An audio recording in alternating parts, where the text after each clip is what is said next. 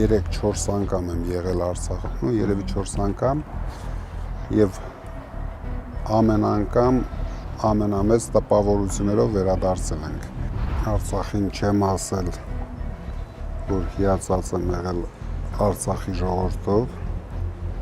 Արցախի ժողովրդի ինտելեկտով, Արցախի բնությամբ։ Ես Արցախում ներդրումներ անում էի, որ օգնեի Արցախի ժողովրդին, ներդրումներ չեմ արել, որ ինչ-որ գումար աշխատեմ։ Մենք կորցրեցինք մեր արժանապատվությունը։ Խղճում եմ, որ մենք չկարողացանք ազգովի համախմբվել Արցախի շուրջ եւ պաշտպանել Արցախը։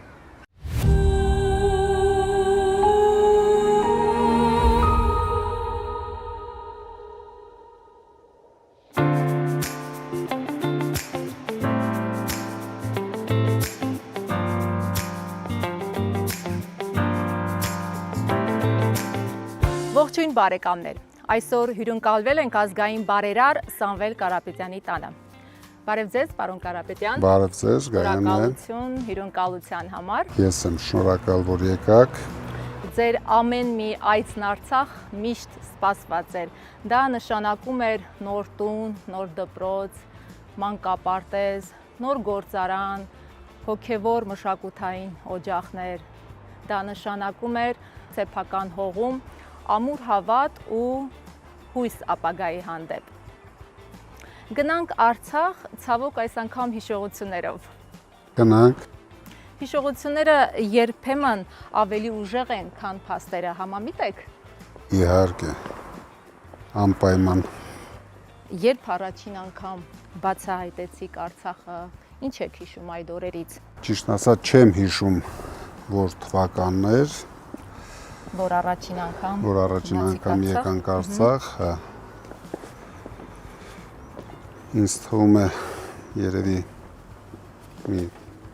12 տարի առաջ էր, առաջի անգամ եկանք, մինչև այդ եղել էր Բակո Սահակյանի խնդրանքը, որ Արցախում հիվանդանոց կառուցենք, ես համաձայնությունս տվել էի եւ իր հրավերով եկանք Արցախ, տեսնելու որտեղ ենք սկսում շինարարությունը։ Իսկ այդ ժամանակներից որ հիշողություններն են, որ տպավորել են ձեզ։ Ճիշտը որ ասեմ, ես մոտ 3-4 անգամ եմ եղել Արցախում, երևի 4 անգամ եւ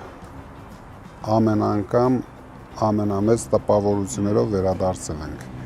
Բայց միգուցե առաջի անգամ ամենամեծ տպավորություններն էր, որովհետև Բակո Սահակյանը այնպես էր կազմակերպել Արցախի մարզադաշտում, ինձ թվում է տասնյակ հազարավոր մարդիկ այնպես էր արել, որ մեզ դիմավորում էին, շատ տպավորիչ էր, մեծ միջոցառում էր կազմակերպել, այդ միջոցառումից հետո գնացինք Շուշի Տակի անտառ, դեռ Արցախի ձայներ խումբը, երեխաները ահագին փոքր էին, լավ հիշում եմ, ամբողջ գիշեր հիշում եմ պարել ենք Արցախի ձայների երեխաների հետ եւ դրանից հետո ամեն տարի մոտարապես 4 տարի գնում ենք նույն կազմով, նույն անտառում, չէ, երևի արդեն ավելի մեծ կազմով, շատ տպավորիչ էր ու անմոռանալի։ Կարող ենք ասել, որ հենց Բակո Սահակյանի շնորհիվ ճանաչեցիք Արցախը։ Կարող ենք ասել, այո, Բակո Սահակյանի շնորհիվ ճանաչեցի Արցախը։ Իսկ ընտանիքով եղել եք Արցախում։ Ընտանիքով եղել եմ, երբ հիվանդանոցի բացումներ, նույնիսկ մեծ ընտանիքով, եղբայրս, եղբորս կինը եղել եմ։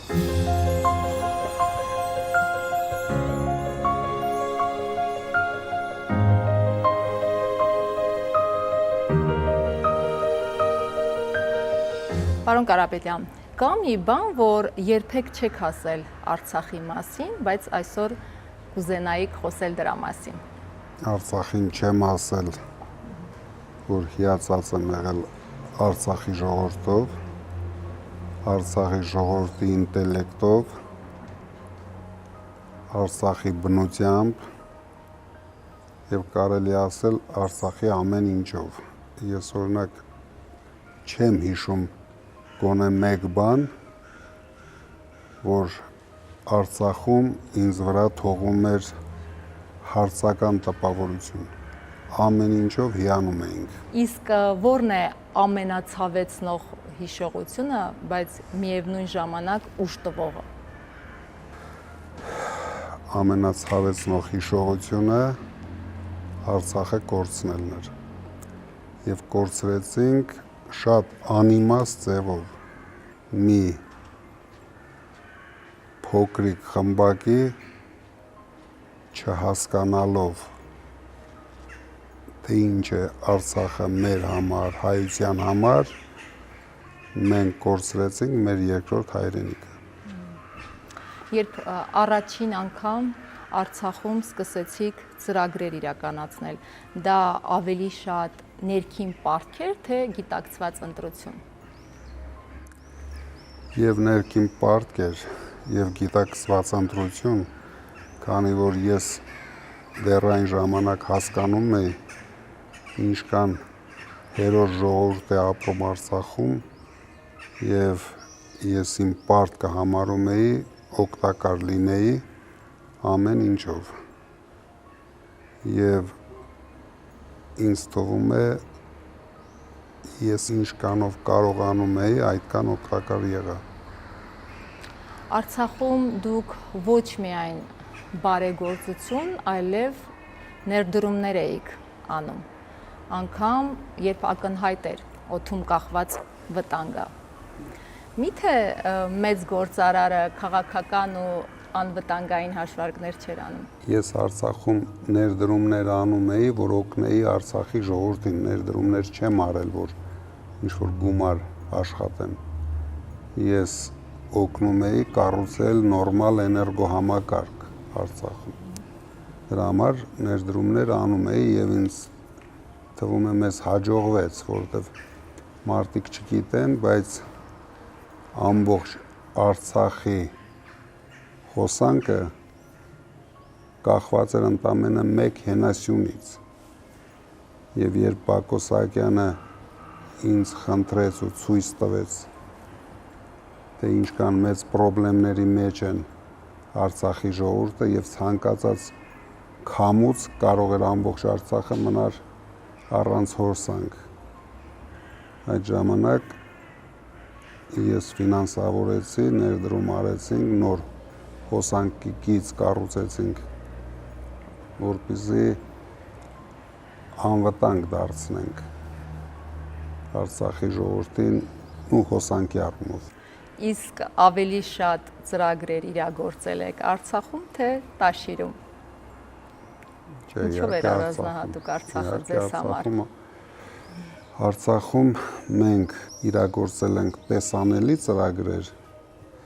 եւ ավելի շատ ծրագրեր ենք իրագործել, ինչի մասին ժողովուրդը չգիտի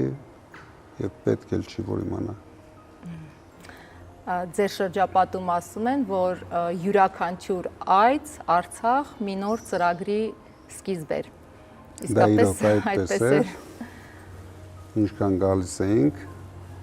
նույնիսկ ոչ միայն ես, այլ իմ ընկերները, որ ինձ հետ գալիս էին Արցախ, այնպես էինք անում, որ բոլորը մասնակցեին ինչ-որ ծրագրերի։ Տարբեր չափերի, բայց հիմնականում բոլորը մասնակցում էին։ Իսկ երբ եք առաջին անգամ զգացել, որ Արցախում ձեզ ընկալում են ոչ թե որպես գործարար, այլ որպես հենարան։ Ճիշտն ասած, Բակո Սահակյանի ժամանակ միշտ։ Ես հիմնականում այդ ժամանակահատվածում եմ կապ ունեցել Արցախի հետ, եւ այդ ժամանակահատվածը եղել է հիմնական մեր, այսպես ասած, գործունեության ժամանակահատվածը։ Ես համահայկական հիմնադրամի հոգապարծուների խորհրդի անդամ էի եւ ամեն տարի ինձ թվում է ամենամեծ մասնակցությունը ունեի, բայց դա արվում էր ընդամենը մենք գումար էինք հատկացնում այդ բարեգործական ծրագրերի համար, որը մենք չէինք իրականացնում էր հիմնադրամը, բայց դրան զուգահեռ ես սկսեցի մեր ծրագրերը անմիջական իրականացնել, բայց հիմնադրամի մասով կարող եմ ասել, որ ինձ թվում է ես բոլոր տարիների ամենամեծ ներդրողն եմ եղել։ Իսկ պարոն Կարապետյան, ո՞րն է Արցախում ամենահուզիչ շնորհակալությունը, որ ստացել եք։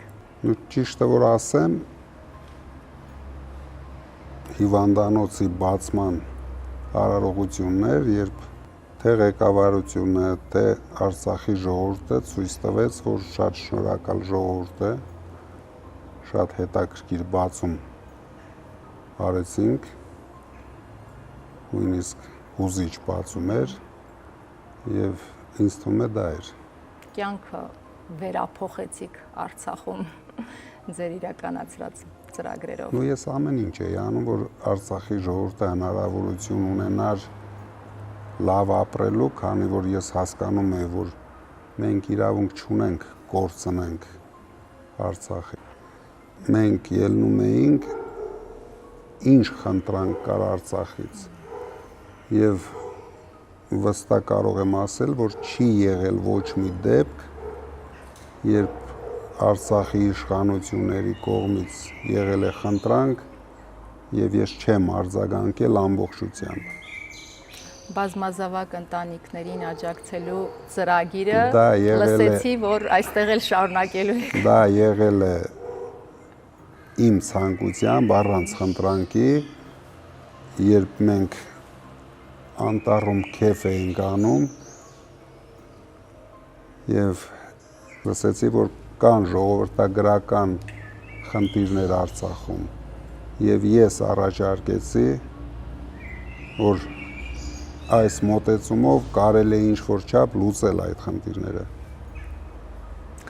Իսկ կա մի բան, Եվ կարող եմ ասել, դուք էլ կարող եք հաստատել, որ դա ընդամենը մի քանի տարիների ընթացքում ամբողջությամբ արտարացրեց իրեն։ դուք միշտ լուր եք գործել, ինչու՞։ Սիրել եմ լռությունը։ Ցավոք սրտի, հիմա անհրաժեշտություն կա մի քիչ խոսելու։ Արցախի հետ կապված կա մի բան, որի համար այսօր զղջում եք։ Զղջում եմ, որ մենք չկարողացանք ազգովի համախմբվել Արցախի շուրջ եւ պաշտպանել Արցախը։ Նույնիսկ իմ ֆանտազիան չէր հերիքի մտածեի, որ կարող է մի օր մենք տեսնենք հայաթափված Արցախ։ Ես պատկերացնում էի, որ այն 7 շրջանների մասով կարող են լինել խնդիրներ, բայց ոչ մի օր չեմ պատկերացրել, որ մենք կարող է Արցախի մասով ունենանք խնդիրներ։ Չեմ պատկերացրել, որ կարող է Հայաստանում լինի այնպիսի ղեկավար, որ վարի այնպիսի քաղաքականություն, որ մենք ամբողջությամբ կորցնենք Արցախը։ Իսկ Արցախը ձեզ համար լուսավոր էջ է, թե ցավոտ։ Մինչև կորցնելը լուսավոր, կորցնելուց հետո ցավոտ։ Ու շատ ցավոտ։ Ձեր խոսքով, պարոն Կարապետյան, Արցախը պատասխանատվություն էր։ Հիմա ով է կրում այդ պատասխանատվությունը։ Ամենավտանգավորը, որ հիմա ոչ ոք չի կրում այդ պատասխանատվությունը։ Դա շատ վտանգավոր քայլ է գործող իշխանությունների կողմից։ Բայց ինձ թվում է մենք շուտով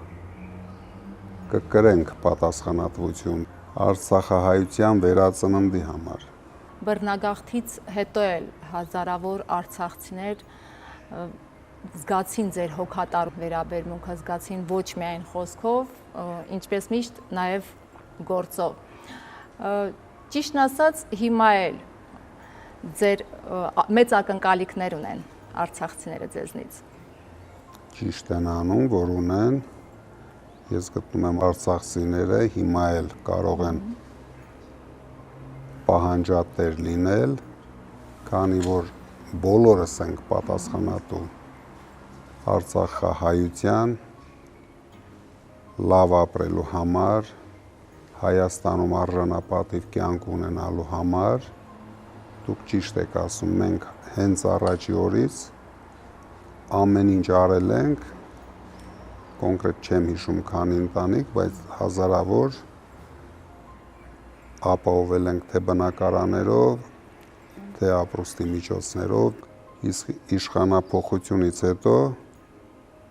դա դառնալու է նաև մեր պարտավորությունը։ Դուք ունեք արցախցիներին հուզող բազմաթիվ հարցերի ցանկը։ Հետաքրքիր է իշխանության գալու դեպքում որ հարցն եք առաջինը լուծելու։ Որն է ըստ ձեզ ամենակարևորը։ Ամենակարևորը, որ արցախցիները Հայաստանում զգան որպես լիարժեք Հայաստանի քաղաքացիներ, քանի որ ես գիտեմ, որ մինչև հիմա չի լուծվում արցախցիների անձնագրերի խնդիրները, իսկ առանց այդ խնդրի լուծման դժվար է լինելու արցախցիների համար լուծել մյուս խնդիրները։ Դրա համար սկսելու ենք դրանից, որ անմիջապես արցախցիները դառնալու են Հայաստանի քաղաքացիներ, լիարժեք քաղաքացիներ։ Դուք առաջիններից եք, որ արձագանքեցիք Ստեփանակերտի մայր տաճարի կառուցմանը։ Օրեր առաջ, ընդամենը օրեր առաջ տեղեկացանք, որ այն հիմնովին ավերված է։ Ինչ զգացիք, ցավ, թե նորը կառուցելու վճռականություն։ Ամեն անգամ, երբ լսում եմ Արցախում կատարվածի մասին, ես իրոք ցավ եմ ապրում, որովհետև մենք կորցրեցինք մեր արժանապատվությունը, ազգովի կորցրեցինք մեր արժանապատվությունը։ Ինձ թվում է գնալով ժամանակի հետ այդ ցավը խորանալու է հայ ժողովրդի մեջ։ Եվ վստահ եմ, ոչ մեկը պատմության ընթացքում չի մոռանալու, ինչ եղավ Արցախի հետ, ով այդ փորձանքը բերեց Արցախի գլխին, եւ դա պետք է դառնա մեզ համար դաս խրատ, որ մենք ուշադիր լինենք Սյունիքի հարցում եւ ընդհանրապես Հայաստանի հարցում։ Իդեպ Ադրբեջանի իշխանությունները, որոնք պնդում են, թե մայր եկեղեցին քանդել են, որովհետև այն պատմամշակութային արժեք չէ, կառուցվել է իբր օկուպացիայի տարիներին, բայց խնամքով պահում են ձեր կառուցած հիվանդանոցային համալիրը, չգիտես ինչու։ Որովհետև ինչ որ չափ խելք ունեն, ճիշտ են անում, որ պահում են, դա դեռ պետք է գալու արցախցիներին։ Իսկ Արցախի կորուստը ինչպես ազդեց ձեր քաղաքական դիրքորոշմանը։ Ես հաջորդ օրը արեցի հայտարարություն, որ Փաշինյանը պետք է հեռանա։ Փաշինյանը մեծամտորեն չլսեց ինձ, դրանից հետո բերեց հաջորդ խնդիրները Արցախի գլխին։ Ես վստահ եմ, այն ժամանակ իր հեռանալու դեպքում մենք հիմա կունենայինք հայկական Արցախ։ Ուժեղ Հայաստան հնարավոր է առանց Արցախի։ Մենք ուժեղ Հայաստանը նայում ենք որպես բոլոր հայերի ապահով տուն, թե արցախցիների, թե սփյուռքահայության համար, դրա համար արվելու է ամեն ինչ, որ բոլորը զգան, որ ունեն ապահով տուն։ Եվ համատարած այս ագրեսիայի, արցախցիների նկատմամբ ատելության, նոր ալիքի այս ֆոնին, ինչ ուղերձ ունի ազգային բարերարը իր հայրենակիցներին։ Շատ լուրջ ուղերձ ունեմ։ Պետք է ուշադիր լինել, պետք է մեկ օր շուտ ազատվել ներկա իշխանություններից։ Պետք է չթողնենք 300,000 ադրբեջանցիների մուտքը Հայաստան, Ես անհանգստություն ունեմ, որ Փաշինյանի պլաների մեջ կա խաղաղ Հայաստան առանց հայերի։ Շնորհակալություն ձեզ, հաջողություն եւ ուժ շարունակելու այն, ինչ երբևէ սկսվել է որպես հավատ, մեր երկրում ամուր ապագա կառուցելու հավատ։ Ես էլ եմ շնորհակալ Գայանե ջան։ Արցախը միայն տարածք չէ, այն մի ամբողջ պատմություն է եւ այդ պատմությունն ավարտված չէ, քանի դեռ ապրում է մեր հիշողությունն ու պատասխանատվությունը։